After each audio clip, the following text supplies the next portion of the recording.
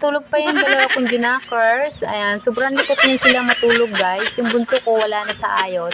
Magkatabi yan sila kanina. Ngayon yung panganay ko, nasa higana ng papa niya. Ganyan sila kalikot matulog guys. Ako naman ay mag-workout ako. I-workout ko yung dalawa kong braso. Bawal kasi ako magtatalon-talon, magtabling-tabling, or magtuwad-tuwad dyan. Tuwad-tuwad. Kasi guys, may bisita kasi ako. Yan. Kaya yan lang ang ginawa ko.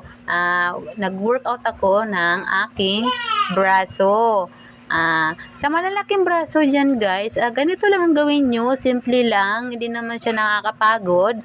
Ayan, pangpaliit ng ating braso, itaas-taas lang siya, ganyan-ganyan lang.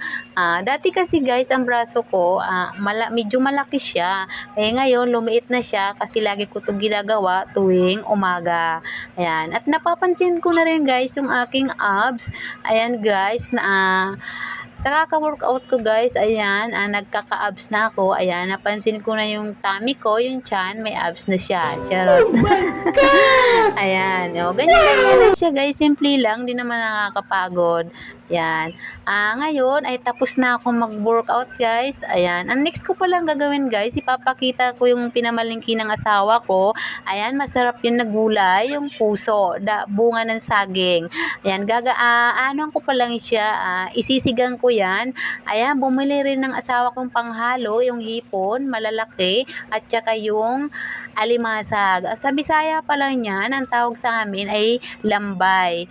Ayan, di ko sure kung mataba ito. Yan ang ipanghalo ko sa aking gulay na puso. Ayan.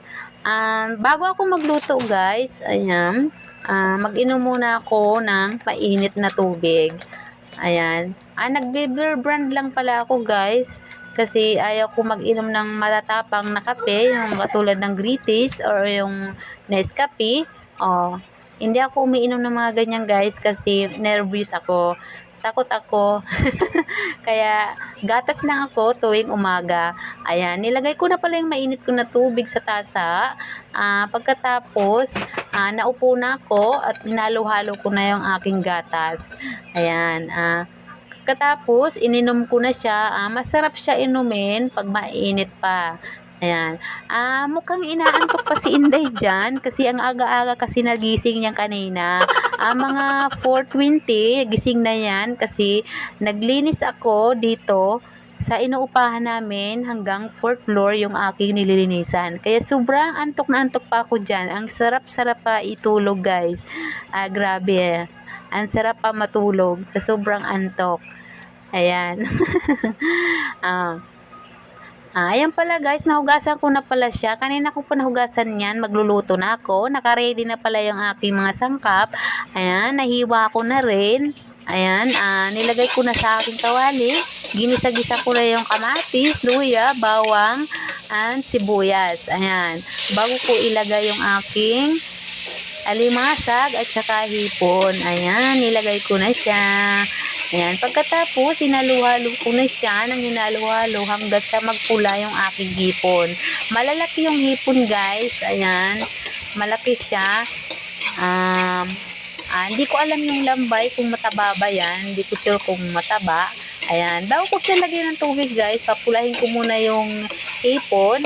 Ayan, ang ilalagay ko pala guys, mainit na siya na tubig dahil sobra ko yung kanina na pinakulo na tubig. Medyo na parami ko siya, kaya yan na lang ilalagay ko. Sayang naman pag itapon mo, kaya yan na lang ilalagay ko yung mainit na tubig para mabilis siya kumulo. Ayan, nilagay ko na siya.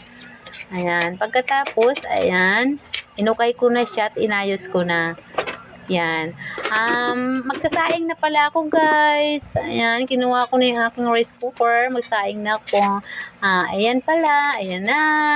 Ayan, kumukulo na yung aking niluluto. Binaliktad ko pala yung tatlo kong lambay kasi yung sa likod niya medyo maitim pa. Ayan. Malapit na siya guys maluto. Nilagay ko na pala yung bunga ng saging, yung puso. Ayan. Isa to sa mga paborito ko na gulay guys, yung puso, lalo na paggataan mo siya. Masarap yan paggataan mo, tas haluan mo siya ng tinapa or kaya tuyo. Bulad ba sa Bisaya? Bulad. Yan, lami na kaayo na. Ayan, luto na pala yung hipon ko. Malambot na yung gulay, guys. Yan, masarap na, yummy. Yan. At mga natatawag sa mga tinakot yung mga tulog pa, guys. Galing kasi yan sila nagpadit. Joke, charot. Hanggang dito na lang, Shunox Vlog. Bye!